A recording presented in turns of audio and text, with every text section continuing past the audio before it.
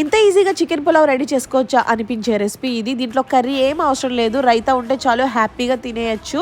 Bachelors అయినా beginners అయినా ఎవరైనా ఈజీగా చేసుకునే రెసిపీ అనమాట. సో ఫస్ట్ అయితే చికెన్ని 1 kg వరకు తీసుకుని దాన్ని శుభ్రంగా కడుక్కుని అందులో పసుపు, కారం, ఉప్పు, గరం మసాలా పౌడర్ వేసుకుని బాగా మ్యారినేషన్ చేసుకుని పక్కన పెట్టేసుకోండి. స్టవ్ ఆన్ చేసి బిర్యానీ హండి పెట్టుకుని కొంచెం నూనె, కొంచెం నెయ్యి వేసి బిర్యానీ సామాన్లన్నీ వేసుకుని బాగా ఫ్రై చేసుకుని ఇప్పుడు అందులోనే సన్నగా తరుక్కున్న ఆనియన్స్ వేసుకుని కొంచెం ఫ్రై చేసుకున్నాక టొమాటోస్ కూడా వేసుకుని ఫ్రై చేసుకోవాలి. ఇందులో కొంచెం అల్లం వెల్లుల్లి పేస్ట్, పెరుగు 1/2 లీటర్ వరకు, 1/4 లీటర్ వరకు తీసుకోండి.